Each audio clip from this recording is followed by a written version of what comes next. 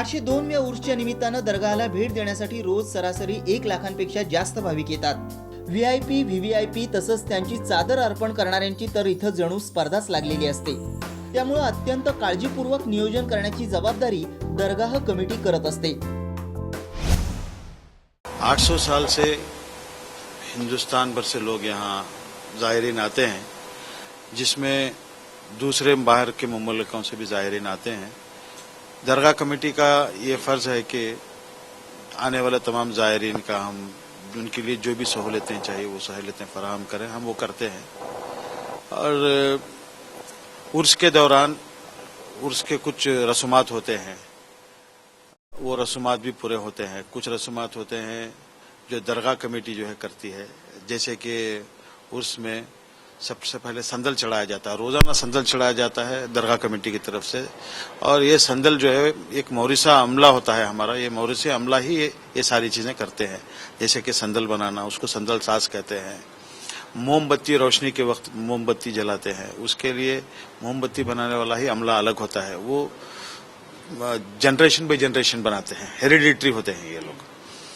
तो संदल हम बना के यहाँ जो खुद्दाम ख्वाजा हैं उनको दे देते हैं, और वो जो है मज़ार शरीफ पे संदल चढ़ाते हैं और रोशनी के वक्त मोमबत्ती जलाते हैं। फिर रात में जो है समाखानी होती है, जिसकी समाखानी की महफिल की सदारत जो है दीवान साहब करते हैं।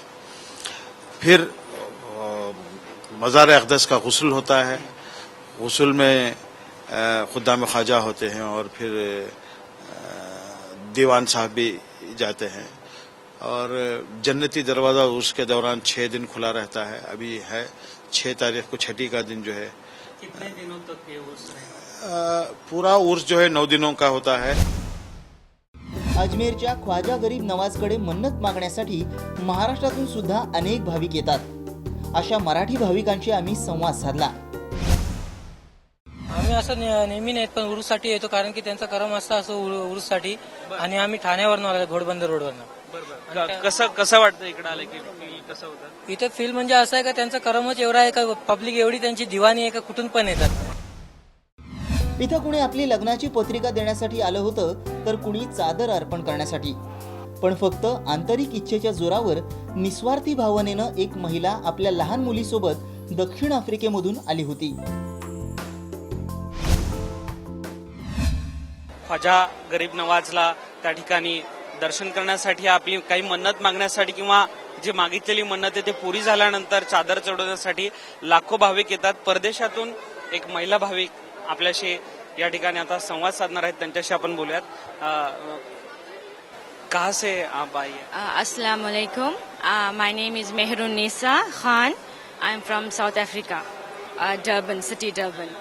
So how does you feel here in Ajmer Dargah? It's very heart-touching to see everybody, how they believe in Khwaja Sahib, the Hindus or Islam as well, Muslims. This is my first trip to Ajmer Sharif, to India.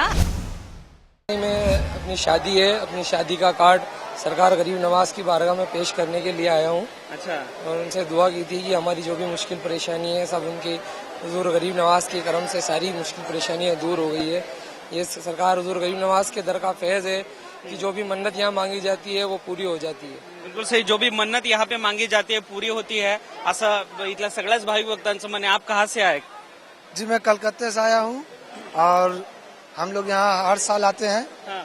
और बाबा के यहाँ अगर सच्चे दिल से मांगा जाए तो जरूर पूरा करते हैं, और हमरा पूरा हुआ, इसीलिए इस साल हम लोग आकर चादर चढ़ाए हैं। क्या कुछ कहना चाहेंगे आप? हम तो ये कहना चाहते हैं कि इनके दरबार में जो भी आते हैं सब अपनी मुरादें पूरी करके जाते हैं, कोई यहाँ से खाली नहीं जाता है।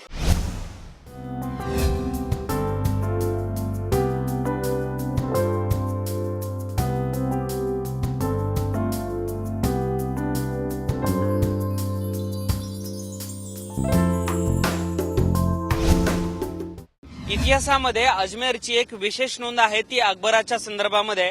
राजा अकबराला मुलगा होत नव्हता आणि त्यानं जेव्हा या ठिकाणी चिश्ती दर्ग्याला भेट दिली आणि मन्नत मागितली, तेव्हा त्याला सलीम नावाचा मुलगा झाला। आणि आपली मन्नत पूर्ण करण्यासाठी राजा अकबर जवळपास 600 किलोमीटर अनवाणी पायानं चालत येऊन त्यानं आपला नवस फेडला।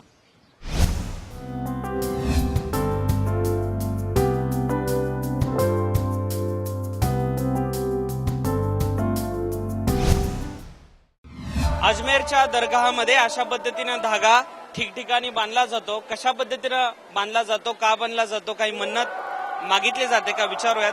चिश्ती परंपरेतील एक युवा माझ्या सोबत आहेत. क्या कारण होता, किस तरह से बंधा जाता? आप जब धागा डालते हैं फिर उसको बांधने तक, जब गांठ बांधते हैं आप तो उसके अंदर आप मन्नत मांगते हैं. हाँ. फिर जब आपकी मन्नत पूरी होती है तो आप उसमें से आगे कोई सा भी एक धागा खोल सकते हैं. कोणता पण धागा मन्नत पूर्ण झाल्यानंतर आपण खोलू शकतो, अशा पद्धतीची माहिती देतात.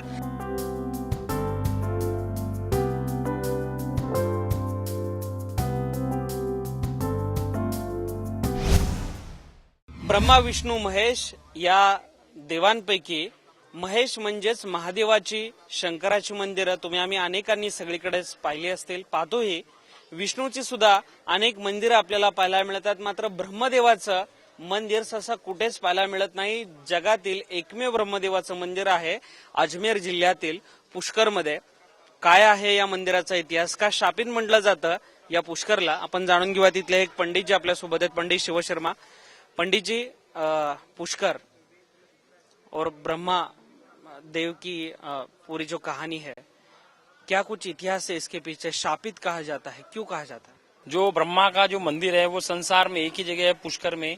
इसके सिवा, पुष्कर के सिवा ब्रह्मा का मंदिर कहीं नहीं है. संसार में ब्रह्मा का पूजा सरोवर के सिवा कहीं नहीं होता है, क्योंकि भगवान जो ब्रह्मा का मंदिर है वो एक क्यों है? क्योंकि भगवान ब्रह्मा जी ने यहाँ सावित्री, जो भगवान ब्रह्मा का पहला पत्नी था, सावित्री माता जो नाम से जाना जाता है, और दूसरा पत्नी था गायत्री. जब भगवान ब्रह्मा जी ने यहाँ यज्ञ करा था तो यज्ञ में भगवान ब्रह्मा ने पहला स्त्री होते हुए जब दूसरी स्त्री गायत्री से लगन करा था, तो पहला स्त्री जो सावित्री माता था उनने भगवान ब्रह्मा जी को श्राप दे दिया था. क्रोध में उनको ये श्राप दिया था कि आपने एक स्त्री के होते हुए जब दूसरी स्त्री से लगन करा है, आप स्त्री का अपमान करा है, तो आपका भी मंदिर सारे संसार में एक ही होगा. तो भगवान ब्रह्मा का मंदिर वो यहाँ एक है, और मंदिर में इधर यहाँ पूजा, प्रसाद, दान, दक्षिणा नहीं चढ़ता है, क्योंकि यहाँ जो भी इधर यात्री लोग आते हैं वो यहाँ इस सरोवर का पूजा करते हैं. दुर्दैवाची, सुदैवाची, जे काही आपण म्हणू, गोष्ट म्हणजे त्या मंदिराची, ब्रह्मदेवाच्या मंदिराची पूजा होत नाही, तर या माझ्या पाठीमागे असलेल्या पुष्कर सरोवराची पूजा केली जाते. अजमेरचा ख्वाजा.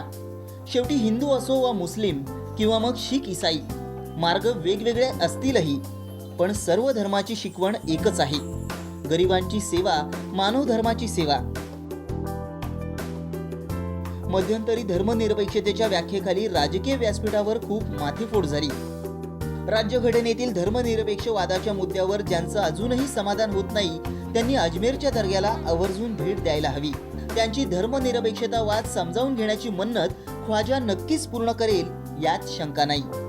कॅमेरामन मिलिंद घागसह मंगेश चिवटे, साम टीव्ही, अजमेर.